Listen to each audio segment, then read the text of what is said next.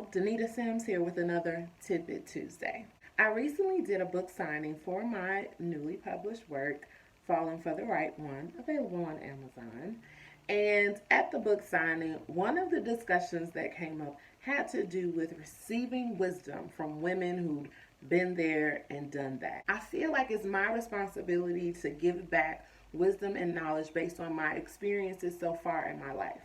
In my previous marriage, I feel like there were a few things that I learned in the short amount of time that I could definitely pour into young women who are looking to get married for the first time. Especially if you're a Christian young lady who's anxious about starting your own family. One of the things I want to make sure I emphasize is that I am not a licensed therapist, family therapist. The coaching certificate that I received has to do with life coaching. My background is in workforce development.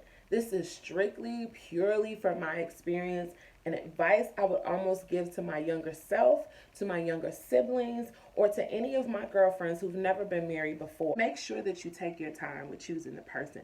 Build a relationship with them outside of the romantic part. Anytime there's a lot of lust involved, that's a lot of physical things going on. So you might have a lot of physical chemistry, but that person might not work well with you as far as budgeting, parenting, organizing your time, vacations, making your household priority over your other family members. Something else that took me completely by surprise was the fact that my partner at the time had an issue with how aggressive and forceful I was with certain things in my life. I had built up my faith to a level where I was comfortable and I was confident. Whenever you're sharing that space with another person, you can sometimes come across as strong-headed and very forceful. And so I was asked to be softer. Because I cared about the person that I was with, when they specifically asked me to be softer, I took that to heart.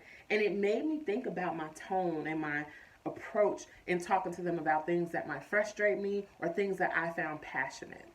Not to say that you can't voice your opinion, but there's always a way to speak to someone. Another aspect is my male friends. If you believe that you have friends that are in your life for a special reason, take their wisdom to heart. Men that were important to me, special to my life, they had a take on my relationship. And I believe it's very important to reach out to friends, people who know you very well, and actually listen to what they have to say about you and your partner together, or how you act when you're dating someone. Start building relationships even in your singleness, so that when it's time to meet that person of your dreams, you're not so lost in romance that you don't have sage advice on your side as well. All else fails, take it to God in prayer. Ladies, we're so used to being independent and taking charge. When it's time to start sharing your space, your kitchen, your bathroom with someone else, we can get a little snippy. If you're like me and you didn't live with your partner before marriage, it could be a bit of a strain when you start to live with someone when you're not used to sharing space. Another great thing was that we were great with our finances. We were kind of on the same page when it came to saving, spending, making sure we didn't owe people. We had the same ideas about bills and prioritizing what needed to be paid first. That's a huge one. You can also learn from things I didn't do so well. Make sure you have your own friends, your own aspirations, the things that you enjoy doing without a partner. Learn to create joy by yourself. If you're at a place where you're anxious to get married, you're anxious to have a partner, you're anxious for that romantic comedy to happen in your life, trust me, it is not a good time to start dating someone seriously. Instead, figure out where that anxiousness is coming from. This may be a season where you need to focus on some other things just to get your mind ready and your heart prepared to even receive somebody else seriously. If you're considering marrying someone or even dating them seriously, take the opportunity to spend time with their parents and their friends.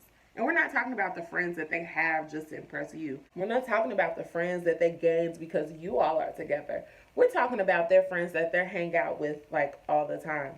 You might be surprised the type of person they are without you around. You just want to be sure that whoever that version of them is, you're cool with. When reality sets in and the honeymoon phase is over, you don't want to be completely caught off guard. What if they lose their job? What if they're in a crisis? Usually their parents and their really good friends have been through everything with your partner. Another tip that I would also like to share is the art of arguing. There are going to come times where you don't agree on everything. If you've never had a big argument or a big disagreement, you might not know how to behave once it finally does happen. I would say to brace yourself for that moment, because you don't know how someone might respond to you. Are they the type of person that'll take your personal hurts and turn them against you once you're not doing what they want you to do? Christian ladies, if you're interested in getting married and you have no idea what the Bible means by submission, I would admonish you to look it up. Get some mentors, women who have been happily married for years, and ask them about submission. It looks very different than we imagine in our minds as single women who've never been married. And talk to other women who have been happily married for decades. It sounded a little bit different. It sounded like putting down my ego and my pride, putting some of my ideals to rest in order to give my husband time to make a decision and implement it.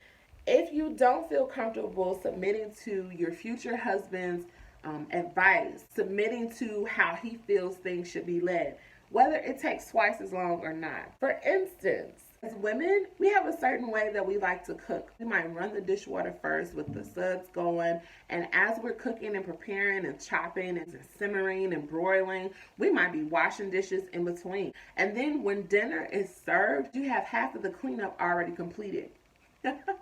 Watching my brothers, my cousins, and then to my ex-husband cook, the food was great. It tasted awesome. But as soon as I would turn around and look in that kitchen, it seemed like every pot and pan we owned was dirty. I'm trying to enjoy this fantastic meal, but I'm constantly concerned about why so many dishes in the sink. And should it irritate you to the point where you don't want to talk to them for a week? It's a preference.